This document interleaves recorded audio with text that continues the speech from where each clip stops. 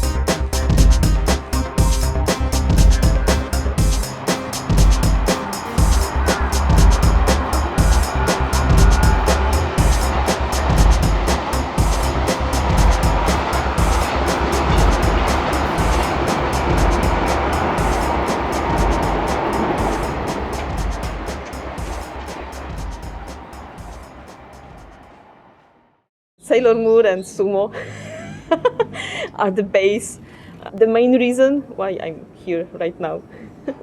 I heard that Santa Claus lived in Japan, and so I wanted to come here and see if I could find the real Santa Claus. I wanted to learn an Asian language, non-alphabet language.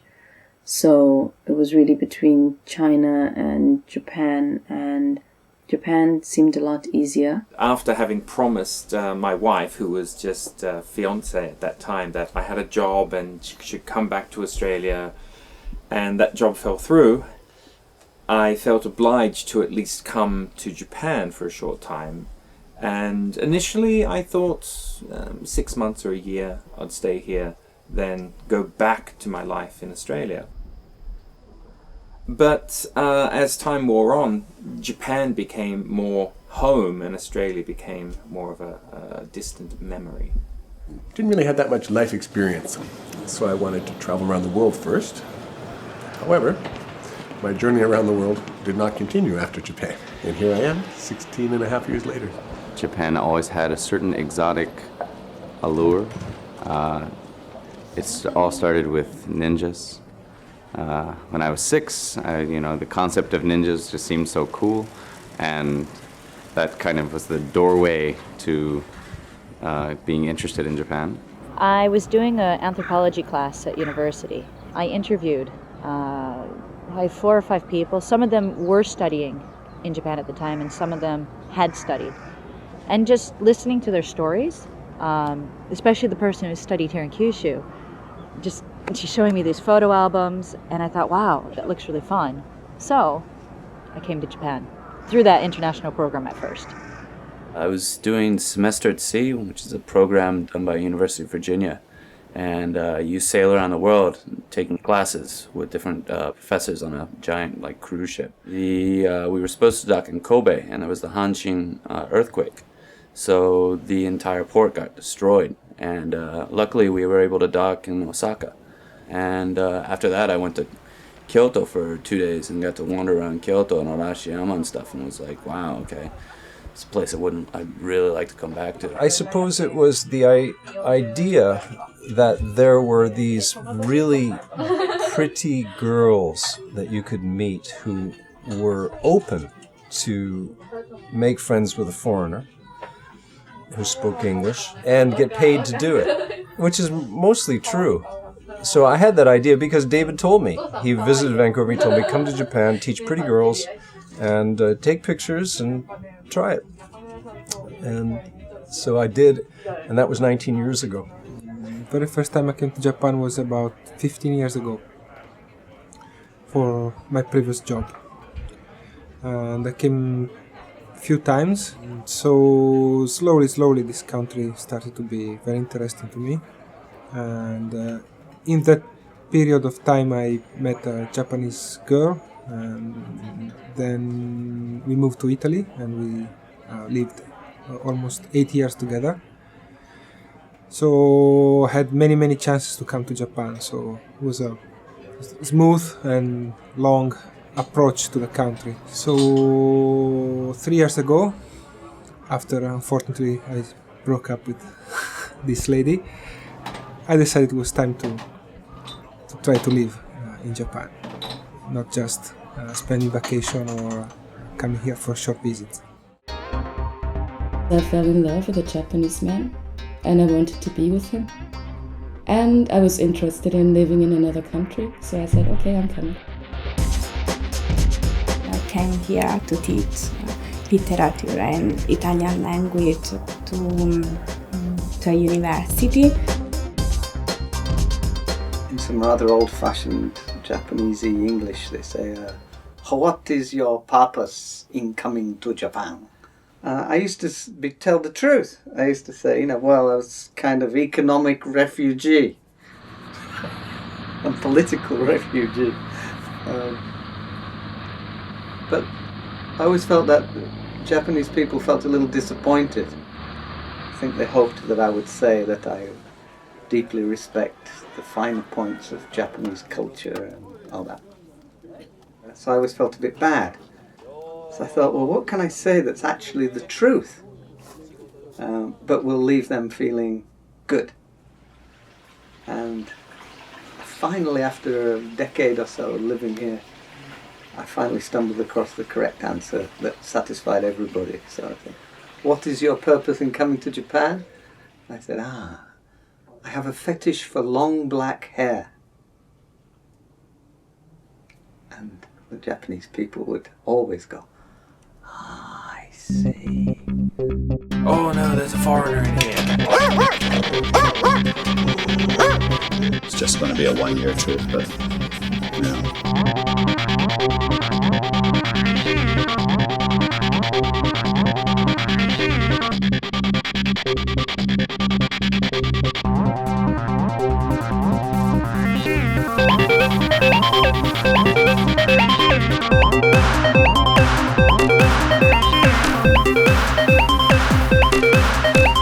Come to Japan, teach pretty girls. Really fun. It's not a society you can understand overnight.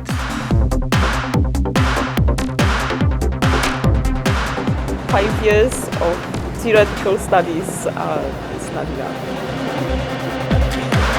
I was living in New York and going to school there, and they had a very strong Asian studies program at my university.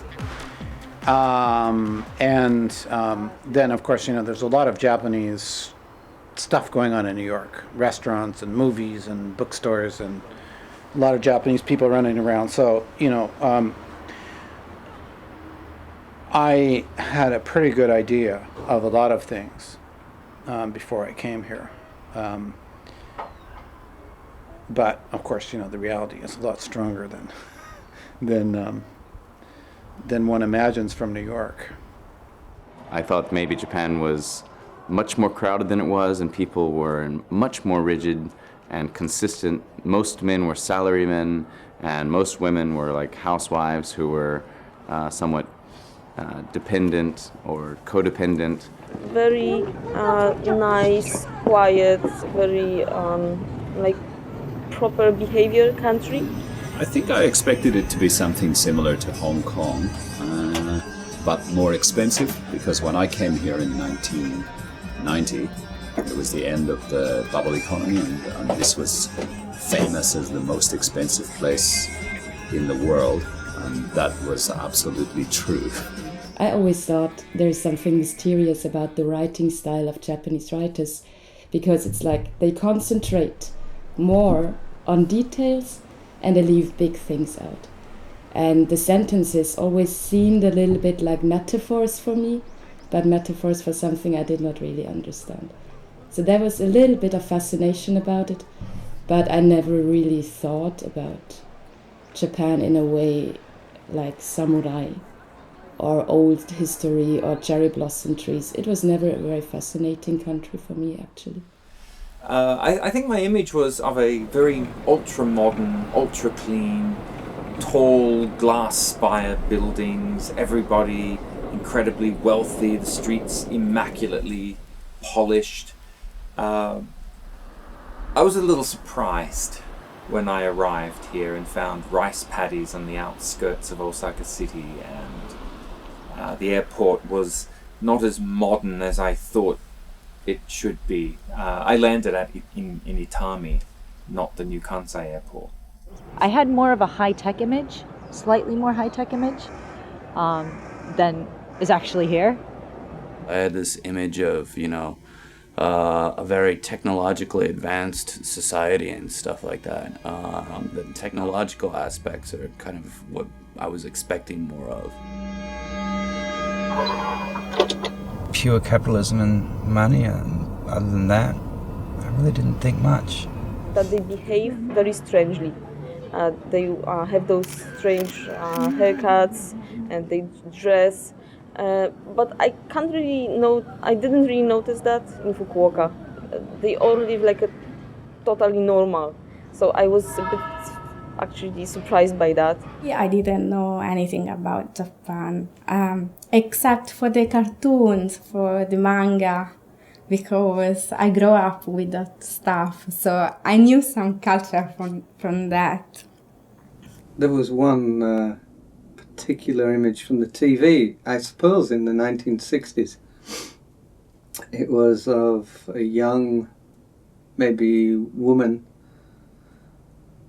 in a crowd in Tokyo. This is an image I saw on the TV, and she was buying air from what looked like one of those old telephones that you pick off the wall, but it had a mask, and she put some money into a vending machine and put the mask here and breathed in some fresh air. They were saying how polluted the Japanese cities were, and then they cut to all this traffic.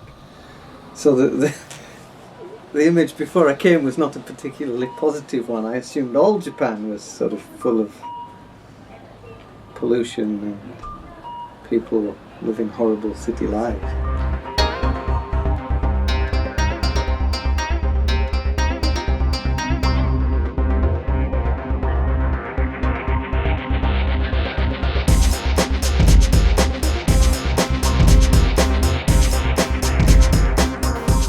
Money handlers at the airport. The way the money changers would fan the money out. Their handling of money was so extraordinarily swift and skillful and artful. It's all about the money. Coming to Japan from the Siberian area, you go between Hokkaido and Honshu, and you go down the coast. And I saw Japan from the sea. It was very, very beautiful. A lot of concrete. I was on the 4th floor, no elevator, going, where's the technology? I'm in this concrete building with cracks in it. We were prepared for the fact that it was going to be hot, and I was prepared for it, but it was so hot and so humid. Just like, oh my gosh, I don't know what to do. My room was small. The houses are all small. The politeness of everybody, the manner of everybody, how clean everything is, and how well they hide things that aren't clean. When my plane arrived, July 1986, in Narita, there were still armored vehicles on the tarmac. They actually had water cannons, and these were policemen, but they looked like Darth Vader, and it looked very intimidating. So that was quite shocking. I'd never imagined that. Everything was my size. You know, like when I was in the bus and I was trying to hold on to the handrails or something, I didn't have to go on my tiptoes or, you know, hold on to the bar, but I could hold on to the railings comfortably. And the cars all looked like little boxes, and I thought that was really nice. When we came here in 1990, I came to Japan, the bubble economy hadn't quite burst, and so there was money to burn, and all the clubs were busy. The bars were full, and this was a scene for foreign teachers, all different ages. But my first 4 hours in Japan, after 4 hours in Japan, I think, we went to the English-style pub, and I thought, this is so interesting, and everyone was so friendly. There were lots of interesting people and pretty girls and handsome foreign men speaking Japanese to pretty Japanese girls speaking English, and warm and friendly, and I just thought, this is heaven, and maybe I could be someone new, someone different.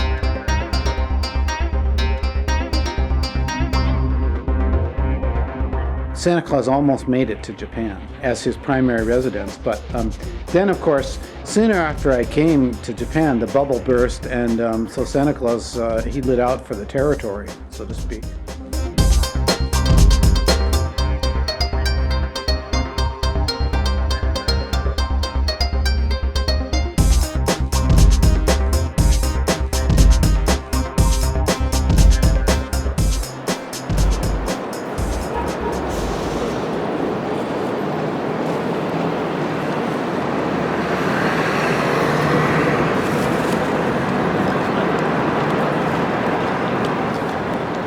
For a foreigner living here, there's as well, there's a certain sense of cloud cuckoo land. I came at 22 and I really never grew up. Japan has the best toys. I love shopping in Tokyo. The compactness is actually really nice. I can ride my bicycle everywhere. My friend, she just left her knapsack at a department store entranceway. Of course it was theirs.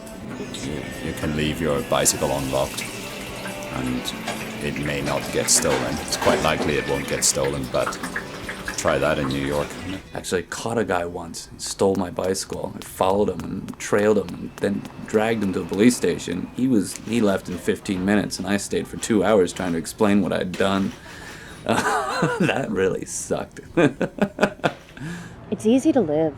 It's so easy to live here. Just, like, for some reason, more than in America.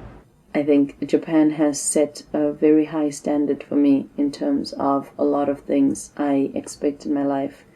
The Japan in general is very, very clean. The train system didn't fail to impress. When the train says 701, don't hop on the 59 train or the 705 train. Go on the 701 train, because it will be there at 701.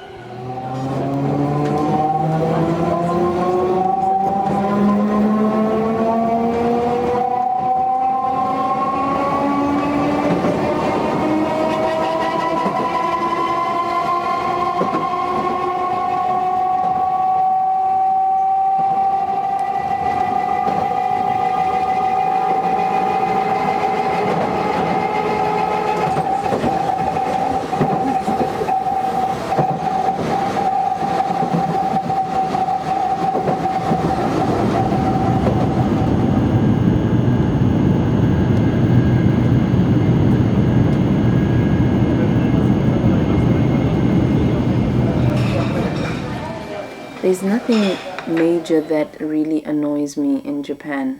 Japan is a fairly easy country to live in, I think. Just how much little, like, few major problems you have.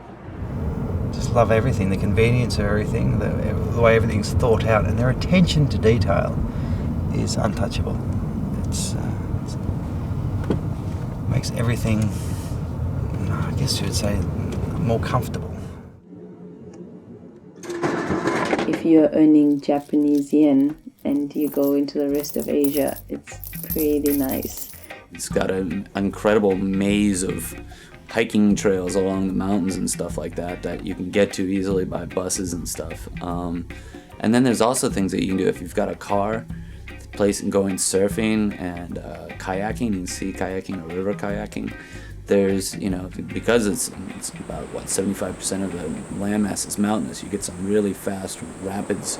And then it's also an island, so it's got swell and surf almost all the time. Countryside and nature in general in Japan, the southern islands. And this is the part I love the most. Traveling down to some of the islands down in south of Kyushu, like Tanegashima and Ishigaki-jima, just insanely beautiful places, and the people are so friendly. It's just like, wow, this would be a great place to live if there was only some jobs.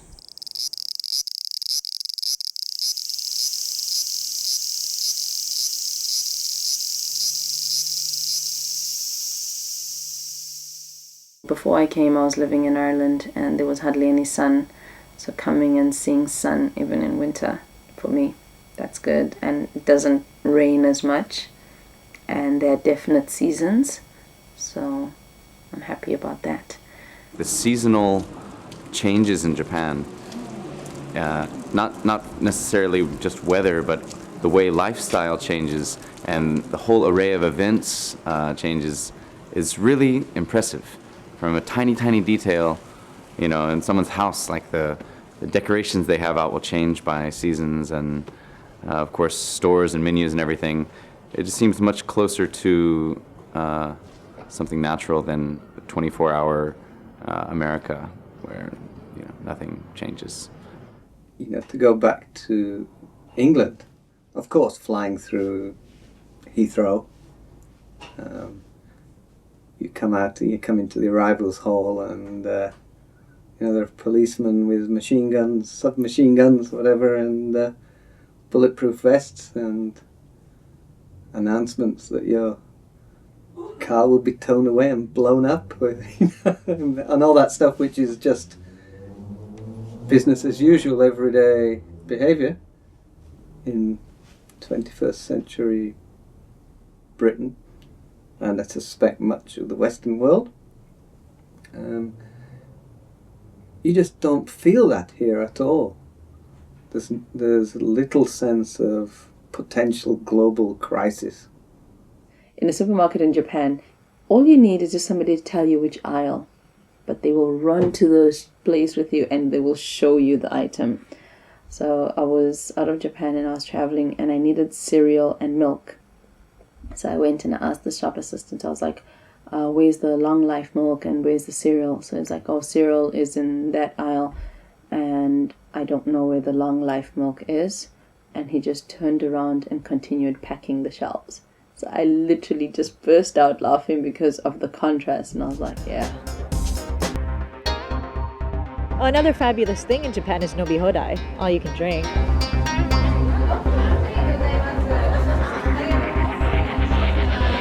Nomi hodai is really good.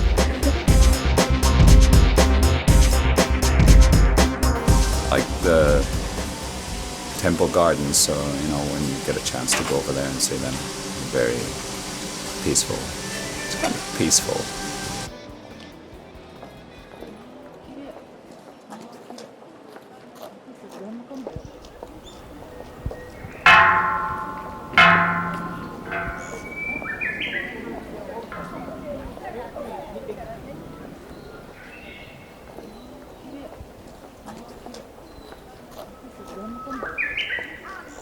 Japan is incredibly safe, because I've lived here for 26 years now, which is most of my adult life, I suppose.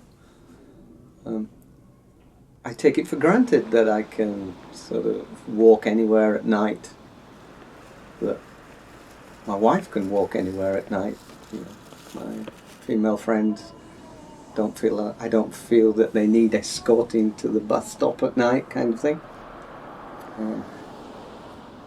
That's a really great thing that I don't appreciate until I travel abroad and, suddenly realise I have to take care of my expensive camera equipment or somebody will take off with it. I have 4 kids, 4 boys. The oldest is 10 years old and the youngest is 5 years old. They walk alone to school and they go to the playground and they have a good time. And they ride bicycle too, no problem at all. And in Mexico, no way, not even by mistake, Very safe country. You can feel comfortable and relaxed here. I mean, people are so well mannered here. It's a shame a lot of the rest of the world can't have the same attitude, I guess, towards others. I have often written about how kind Japanese people are to non-Japanese visitors, which is often not reported. You get the instances of sort of racist behaviour, which often is reported, I think, and certainly exists, of course, but generally I've been treated very kindly. People are always very polite and very smiling. I was a bit freaked out that everybody smiled all the time. When I first came, I was just like, why are you smiling? Why are you laughing? It's not that funny. But like you get used to it, and when you leave and you realize that people don't do that anymore, then you kind of like miss that. There's so many options. You're not if you were in, let's say for example, the United States. If you're in the countryside and getting to a place that's going to have anything like, a Picasso exhibit or let's say, some sort of festival or something like that, you're going to be driving for a while. Whereas here, it's like, boom, okay, what's around the corner? And that makes it really, really fun. There's a lot of fun stuff. I enjoy what's happening in the cultural life.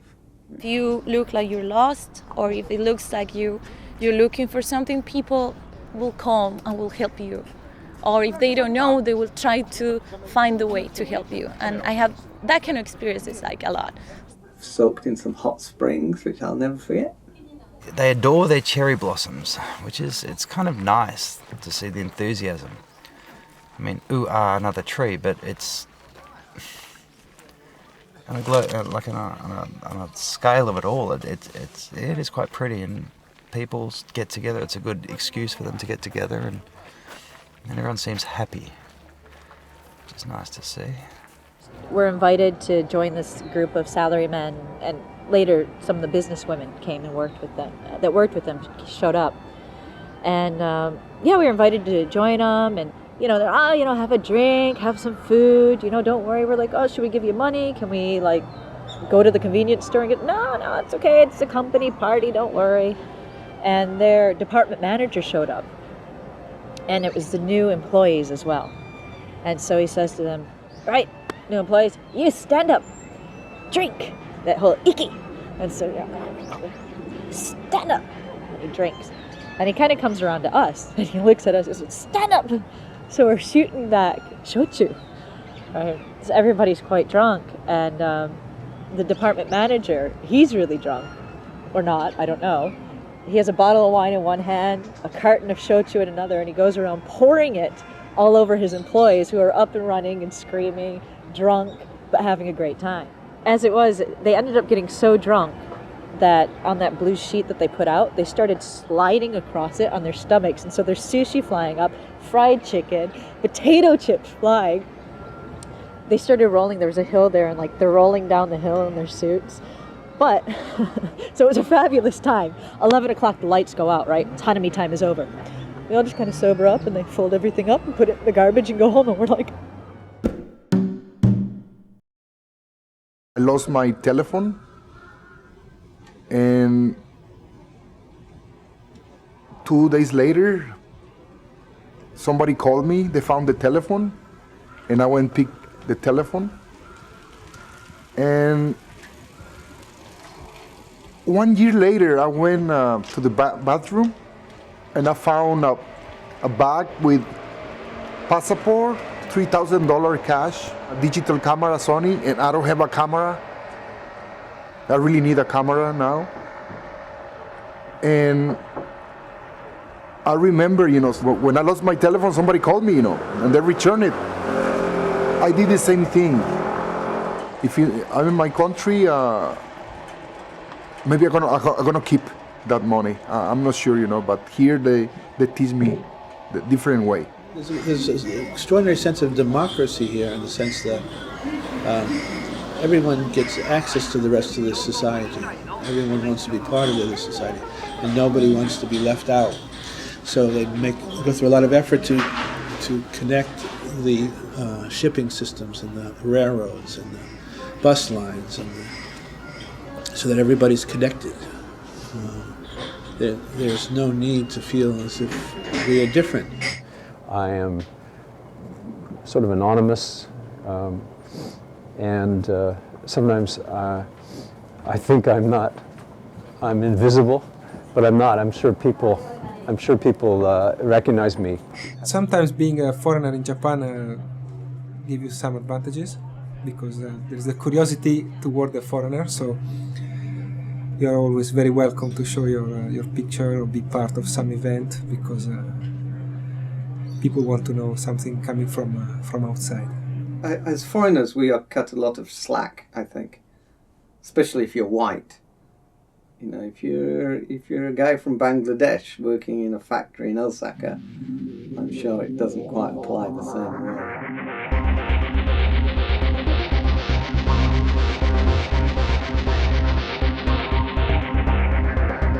We like to grumble. We need to grumble.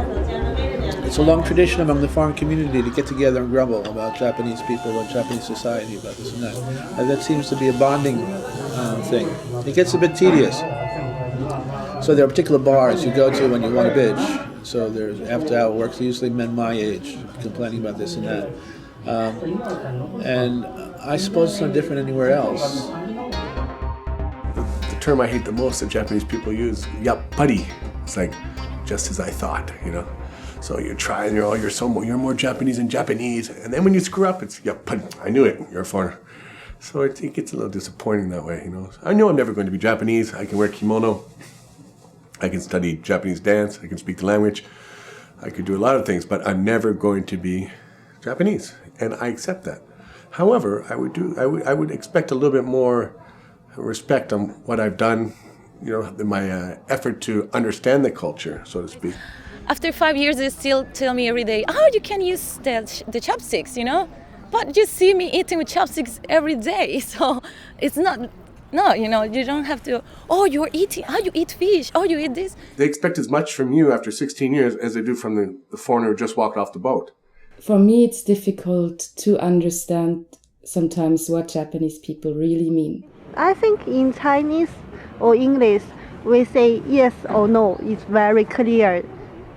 But in Japanese, they say, we have to try to think the meaning.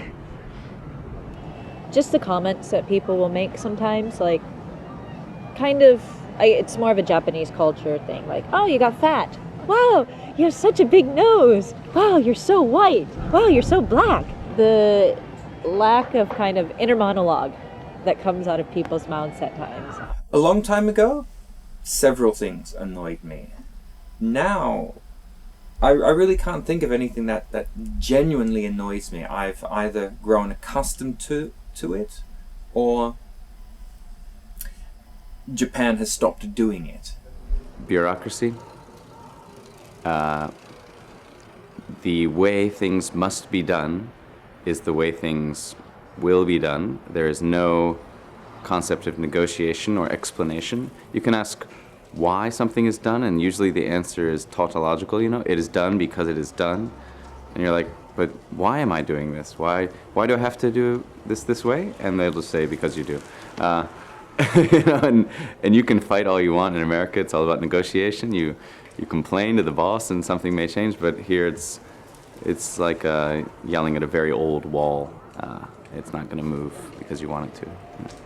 Here's one that drives me crazy. The Japanese traffic laws sometimes. Like, if I was in a parked car at a stoplight and a car behind me hit me from behind, and in that car there was a child who wasn't in a child seat, and that child died, I could be held responsible for that child's death, legally.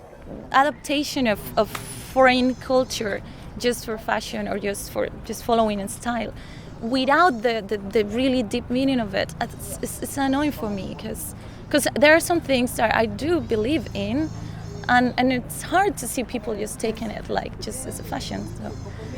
You go to bakery store and you buy, I don't know, 3 breads, and they pack each bread in small bag, and then this 3 bags into a bigger bag, and then this proper bag for the takeout. So that's really annoying because at the same time they have this very restricted laws about the garbage. I'm so tired of this situation you have in a Japanese house of sidling along when you pass somebody on a staircase or in the hall, because everything is at least 80 centimeters or less. Whereas in America it would be 90 or 100 or maybe even 110 centimeters. It's a huge difference. People live in very easy environment, and they don't work like their parents. I think this is the bad thing. In a small city like Tottori, when people see me, the first reaction is actually distance. Sometimes people stare at you on the street. Maybe they are afraid they have to speak English or something like that. They would be ashamed because they cannot really do. Well, I feel lonely in Japan anyway, and I don't like it. Without any offense to the men, the quality of men that you get here, if they're foreign guys, especially in Fukuoka, because we just don't have a lot of people kind of coming in, or they're older and already married because they've met like their wives in Canada or whatever. So you get people who aren't eligible or that you just wouldn't necessarily date, or they're so focused on finding a Japanese girlfriend that like you don't exist. And then if you don't speak Japanese, a lot of the Japanese guys are kind of like not available, and the guys that speak English are sometimes a bit strange. I like things big. And Japanese, on the other hand, like things small. The smaller, the better. I don't like that people tell me kawaii or you're chichakao. I hate that. Oh my goodness, Japan is such highly developed, refined, complex, sophisticated, ancient culture. And I am not good enough to bow down before it. And I have heard this described as the cultural cringe. Yeah, I've seen it. I've seen people, particularly people who come interested in studying things like tea ceremony, ikebana, any kind of the particularly rarefied high art. I understand why you might feel that way. I understand it can be very intimidating, actually. I've been in the presence of people interviewing, for example, there's a very fearsome, actually rather unpleasant character who was very snobbish and very prepared to use his heritage and power,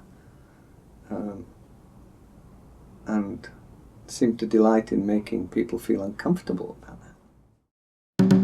Surfing's gotten a lot more popular here, so some places you go to, like on weekends, it can be super crowded. I mean, you could be like Jesus and like walk on water on everybody's surfboards and never actually get wet. I can't understand the public art. There's public artists that they seem to The bureaucrats in City Hall seem to decide what art is chosen for the public space, and I think it's very expensive. It's really terrible art. And I saw one in Osaka that I've seen in Kyoto. Same artist. Shops opening at 11 o'clock. A little bit annoying. But, you know, I don't get up very early anymore, so that doesn't really affect me very much. こちらはリサイクルの稲葉でございます。 I've read about other people having bad experiences here. I think every year in about January, February is a bad experience, and I always say the same thing. Next year I'll spend winter elsewhere. I get in my room, and it'd be freezing cold. It was December. It was 0 degrees perhaps some nights. Some nights there was snow, and there was a little electric heater, and I'd huddle in front of that, and then I'd jump into bed, and meanwhile, just a room or two away from me, behind the paper door, was David with the girl he was with that night. I was lonely, and I was miserably cold, and thinking, why did I leave my ex-girlfriend in Vancouver? I went to the supermarket and I was going out always with empty bag because I didn't know what to buy. I've worn my shoes in the wrong place a lot of times. Nothing really bad has happened to me. Sometimes I have a lot of problems with paperwork because it's hard for me just even studying or trying to translate in every kanji in a big contract. It's impossible. Not being able to read things. In a sentence of Japanese characters, if you don't know one, then you cannot understand the sentence. Once I thought I was buying a body lotion. Instead, it was something to drink. So if I was putting on my body, I was going to sleep very sticky.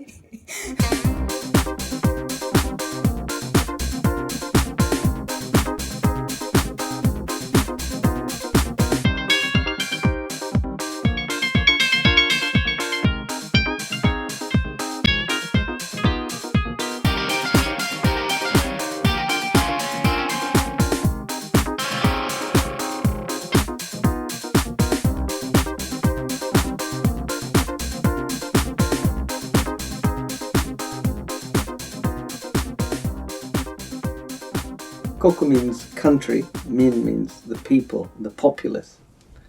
So, the populace of a country. The min part of kokumi is from a picture. The picture actually contains the meaning. And that kanji character is derived from the image of an eye and a spear being held to the eye. And in the ancient Chinese scheme of things, the kokumin, the public, were those who were easily held down and intimidated by force. So basically it means slaves. The Japanese mindset is surrender, to surrender authorities. It's acceptance. I was brought up to believe that we are entitled, of course, to civil disobedience. If I think something is wrong, I can stand up and shout about it and march down the street to say no. There's no word for civil disobedience in Japanese, as far as I know, that is positive. It tends to be the same word that means revolutionary, i.e.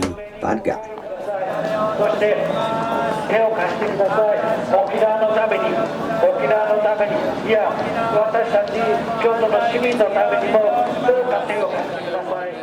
Our culture, most people struggle to find out who they are. It's actually very difficult. You always have to fight. You're fighting against yourself, you're fighting against the others, you're fighting to find your place in society. The Japanese people don't have it so much. They are just there, they have their place. And you don't need to ask about it. They accept. So this sounds actually pretty peaceful to me. Because of these things, you might feel very secure. You might feel very safe, like being the part of a group. You can know what the other people want to do. You can understand the other people. So you will not have a problem, so much of an identity problem maybe. One Japanese person explained it to me. She said that this is a culture of shame. And people are coerced into behaving in certain ways with the threat of being shamed. That's one of the techniques the police use, is if someone's arrested or caught doing something, the first thing they will do, they'll call family and they'll call employers and say, we've arrested your chief manager for stealing underwear or something. And they use the shame, the communal group shaming. The legal system here, once you're actually caught breaking the law on suspicion of something, I think conviction rates are like 96%, something like that. Basically, once you're arrested, you're going down. So it's actually in your interest to say, yes, I did it, but I realize I was wrong. I've reflected. Please treat me kindly. There are very, very big issues in Japan too. We can talk, agriculture is a big problem, the fishing is a big problem, some diplomatic problems here with other Asian countries. So many things that people need to care of, discuss and let's do something and let's change it. And I don't see that happening. I certainly don't trust the Japanese media, mainstream media, TV in particular. There's very little critical media here, unfortunately. Journalistic practices that we have in the West. There's something that looks a bit like it, but it's not a free press. Now, what's happening with bloggers, I don't know. I haven't really heard of any Japanese bloggers who are sort of telling it like it is. Yet. I would hope that something good emerges in that arena. There's no reason why it shouldn't, of course, except there's not really a tradition of it yet. There's something here called the Kisha Club system. And what it is, the newspapers all send their representatives to the government office, and the government makes its statements. It's already pre-prepared statements to the journalists, who then go back home and file their stories with the newspapers. I mean, everyone knows there's a massive problem in this country with discrimination against, let's say, Japanese-born Koreans, Baraka people, to some degree foreigners. But that's hardly touched on in mainstream media. TV is especially bad. It's just sort of lowest common denominator entertainment. It's a big problem for Japanese society. If the government and the law enforcement agencies and the mob all have a kind of cozy relationship where it's not in their interest for things to change, actually. The only way things really could move forward is through an independent, critical press.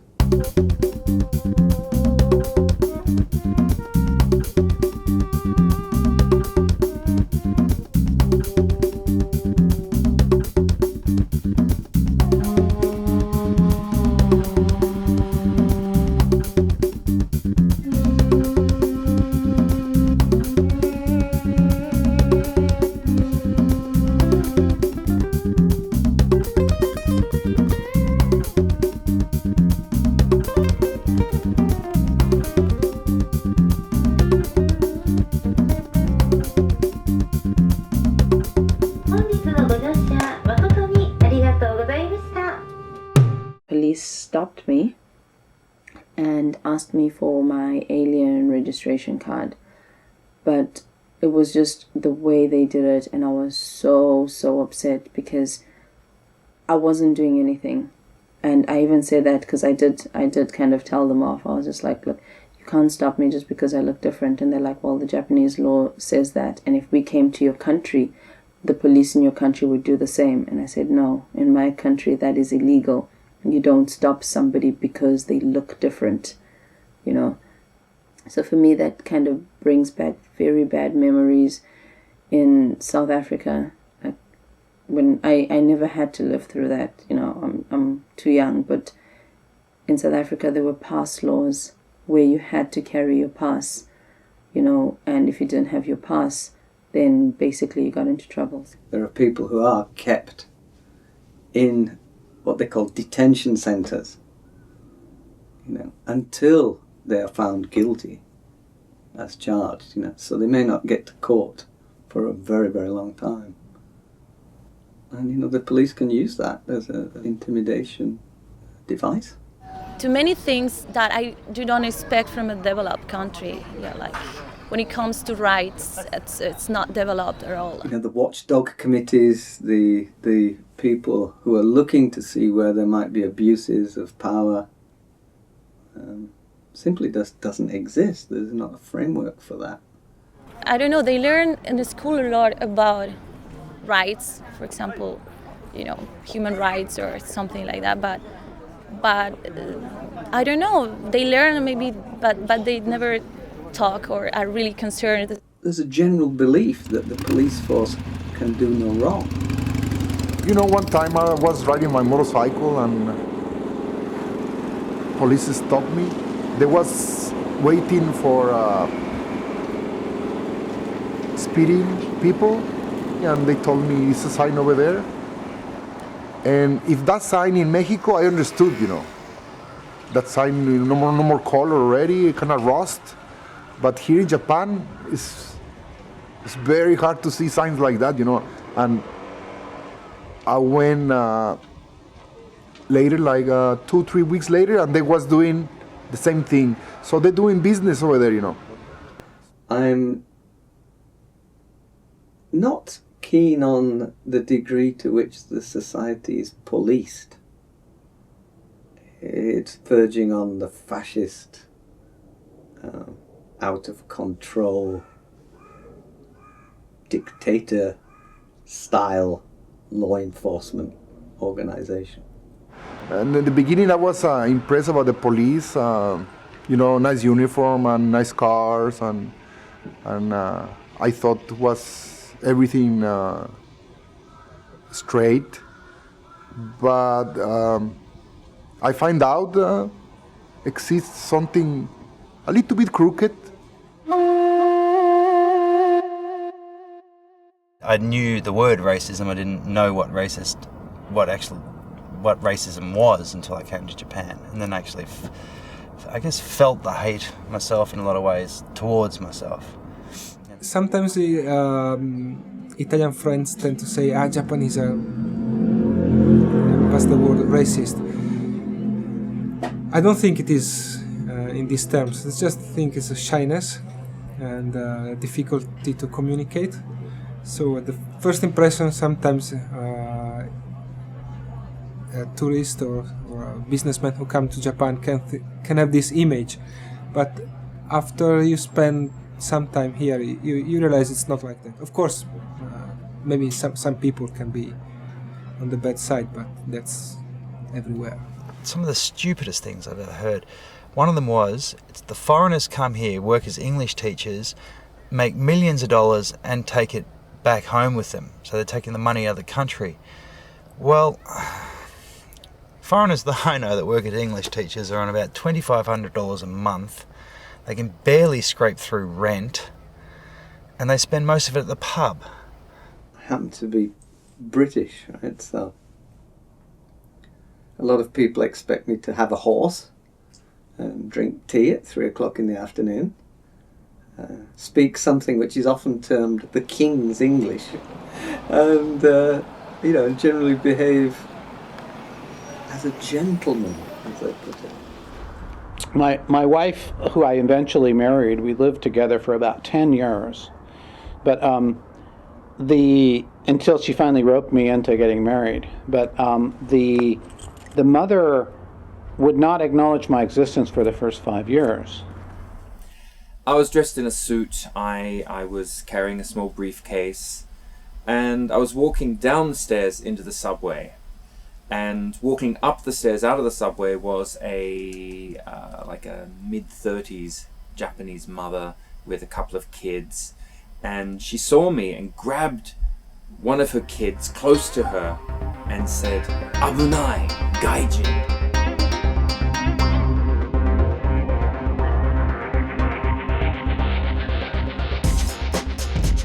There's not so much idea about what's going on abroad. Like people are not very well informed about the situation in the world. Like with any other foreigner, you can talk about pretty much everything, or you can have an opinion about things. They learn this painting is by this painter and from this year, but they don't learn to discuss it. They don't learn to have an opinion about it. I do have Japanese friends who like to discuss, but there are very few and they're not the average.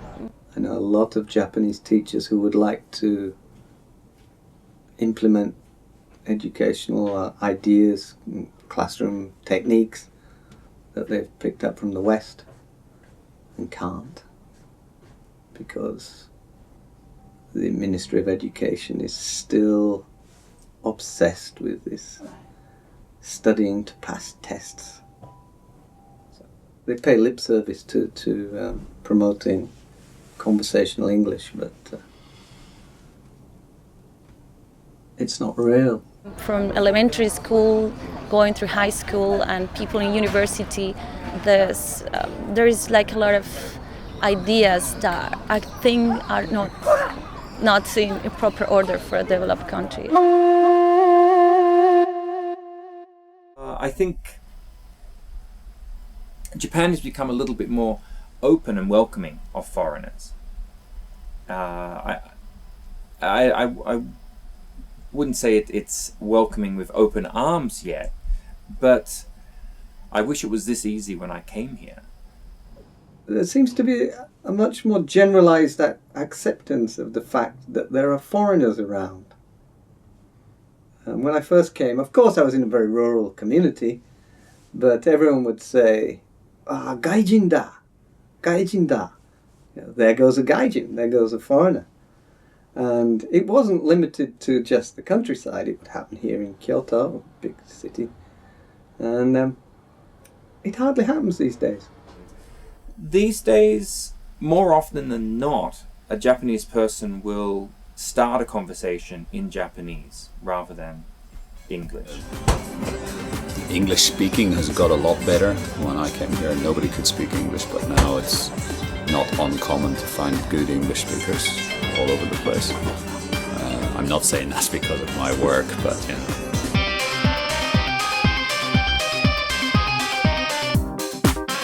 The burst of the economic bubble had a serious effect, but psychologically the sarin nerve gas incident, when Om Shinrikyo people set off the nerve gas in Nagano first and then on the subway line in Tokyo, that really affected people's belief in the safety of Japanese society. I don't think that can be overemphasized, actually. We had no convenience stores when I came here. There was no ice cream when I came here to speak of. There was no real bread to speak of. It's illegal now to be even a member of a gangster group. So that legislation actually really took a lot of power away from the gangsters, because they could no longer operate in public. When I first came to Japan and first came to Kyoto as well, they were very publicly present, the gangsters.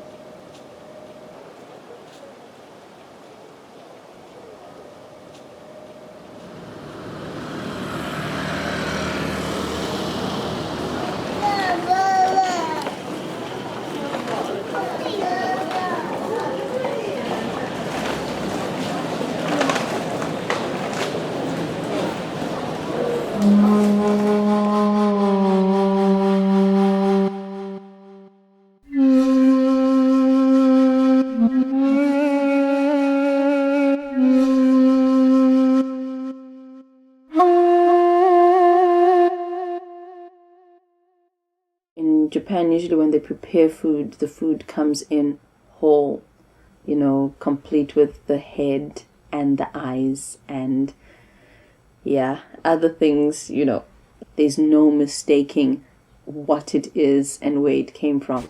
Japanese sake, which I'm drinking a really inexpensive sake you can get at the corner store. And it's okay. It's not too bad.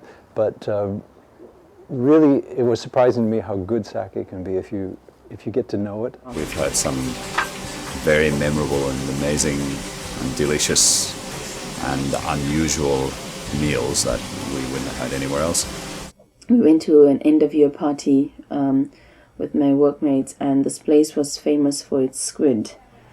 And they brought a whole squid onto the table. And so it was cut up in pieces. So it was complete, a whole squid. You could see the eyes, and it was cut up all around and stuff. And one of the teachers asked the lady, so is it fresh? And she said yes. And she took her chopsticks and she touched the tentacles, and they started moving. I screamed that I didn't expect the food that was already on the plate to be moving, you know, all chopped up but moving. I was just like, wow.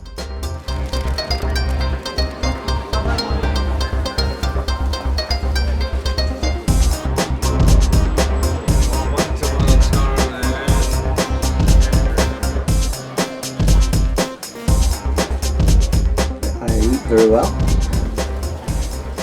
I like that. I like sophistication of the cuisine.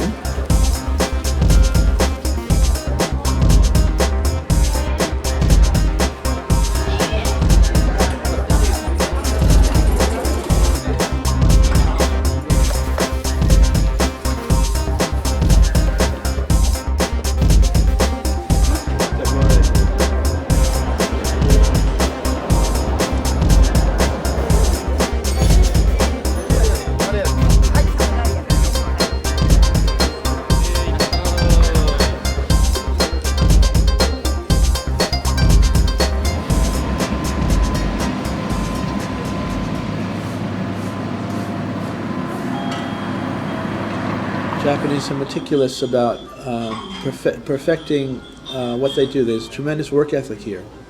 And so they create a world in which work is efficient and things go well. Usually in Colombia, for one experiment, you have, for example, 2 plates. Here people make experiments with 20 plates, 50 plates, and they have no problem. And they're, from the first one to the last one is perfect. They're just amazing. And the way they focus, people here focus on, just like they'll take one small thing, even focus it to perfect it, and it's nice. It's a nice change to what you see a lot overseas, where everybody's a little bit tequito, where they, if it's good enough, yeah, it'll do. But here they try and make it work perfectly. So it's a nice environment to be around. It makes you want to work harder. Working with Japanese people who helped us to build up this place was amazing. It was a great experience of everything was so fast, so precise, so efficient. I really missed it in Italy when I used to work there. In my image before, I think Japanese work very hard, but in fact, not so. The entertainment industry is very different here. It's all about the customer, and it's not about getting tips. Coming from North America, you do something because you tip her. Better service. She's a big tipper. Smile a little more. Here it's just, when you're hired to do something, you make sure the customer goes home happy.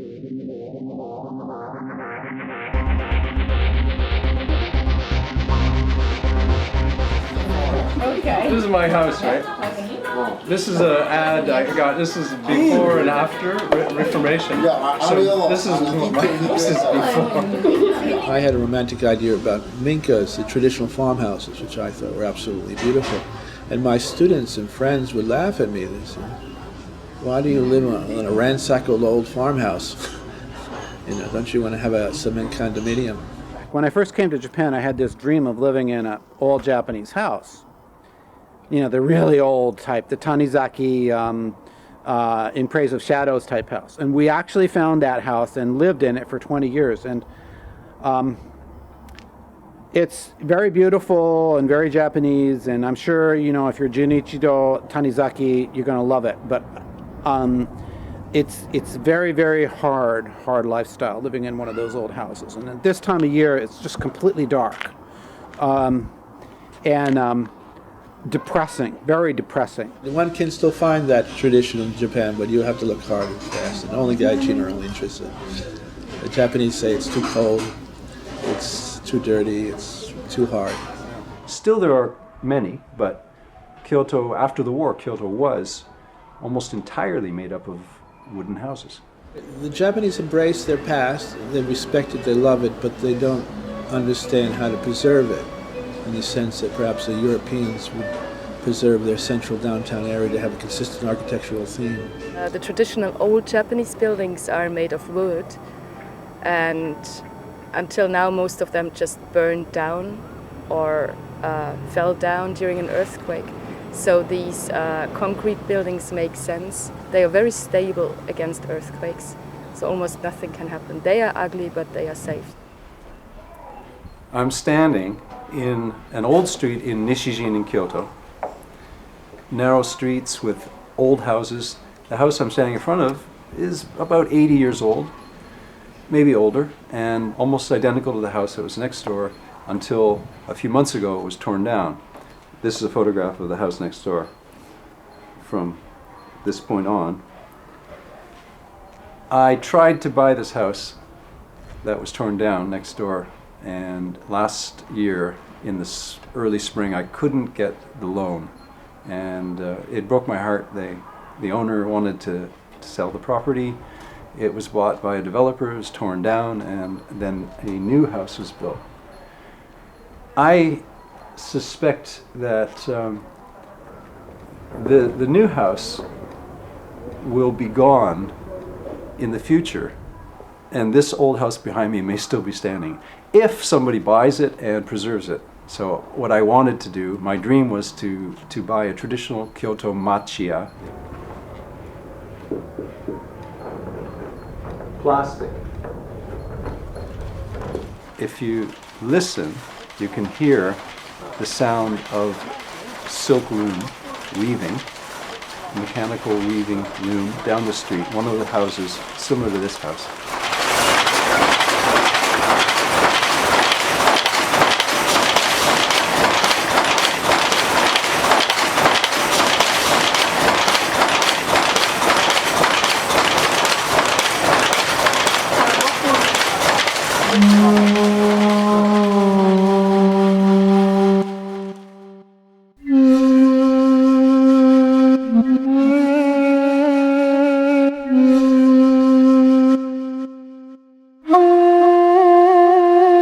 I don't know any foreigners here that work as English teachers. I know one that's doing well, one. And he has about 400 students and 3 schools in Osaka, and he's doing very well. But he worked very hard to get to that level. Whereas a lot of these others complain about how these schools like Nova and so forth, but to get to any level like that, you have to work hard. You cannot sit on your ass and expect it to happen for you. And I don't know why a lot of these people here seem to get bitter by the fact that it doesn't work for them. You know, we live in a city with 1,600 temples, 400 shrines, 17 UNESCO World Heritage Sites. That's just Kyoto. One of the things I found, though, when I was living in the temple is that I missed a feminine principle. It was very stoic. In Japan, all the gods are male, all the deities are male. And they have one who's Keno, who's the one for grace and love, but that's actually a transvestite. It's a male god from India that they've added breasts and include babies sometimes. So it was really, I missed the Mary aspect of theology. I missed the warmth. So I said, well, I need a woman, and found one, made 2 babies, and I've been here ever since.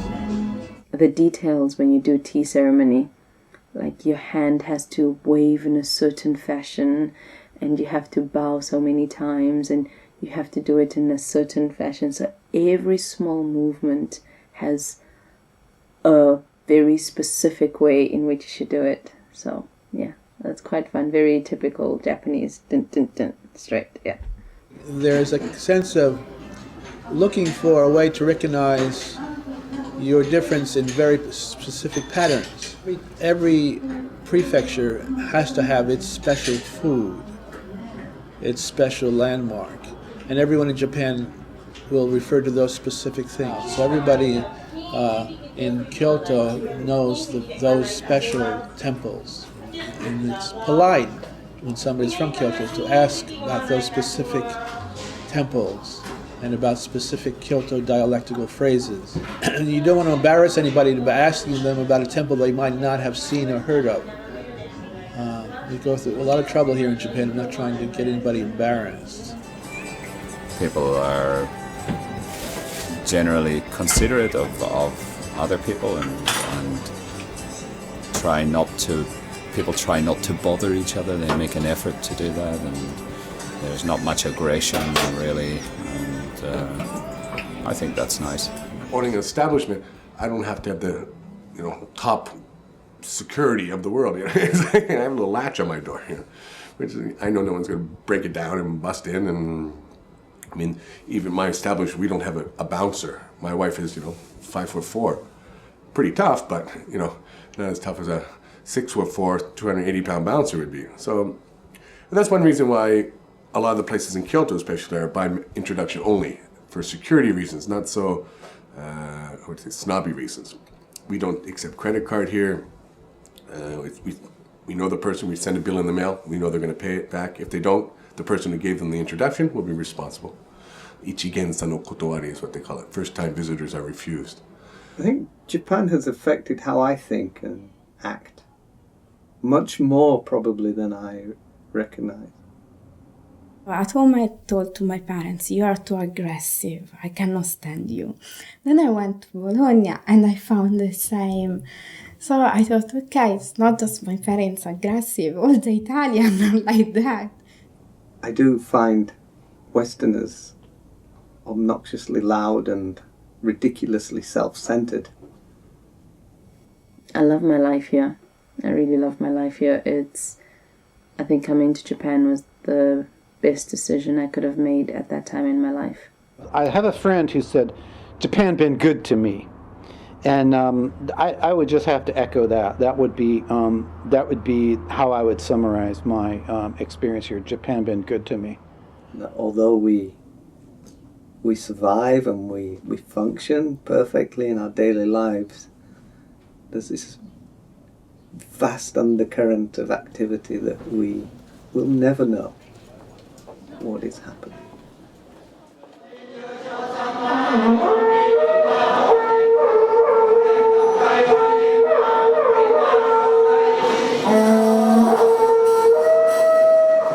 Somehow you can be part of it, but there's still, you are a foreigner there, so there's still like a bit of a wall. Some non-Japanese people here can't stand that. They leave because of that, I think. They need to know what's going on and have some grasp of the deeper parts of society.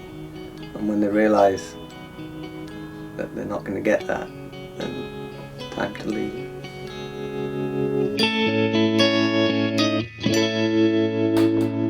あなたにどんな名前があるか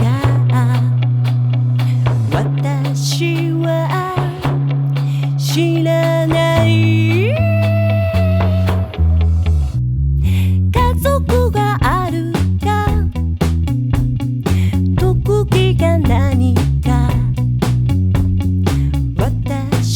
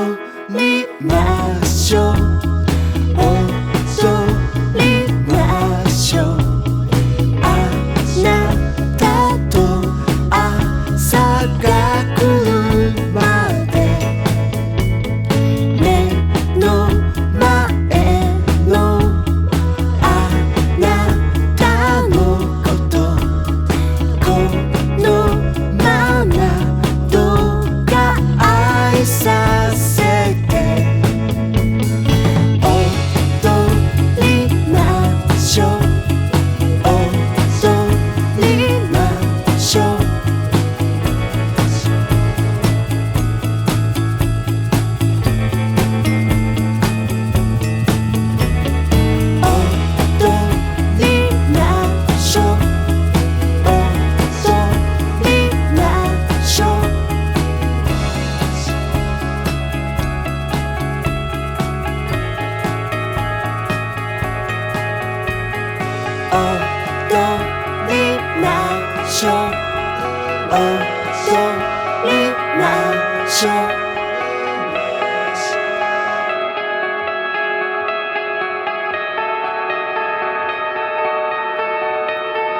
踊りましょう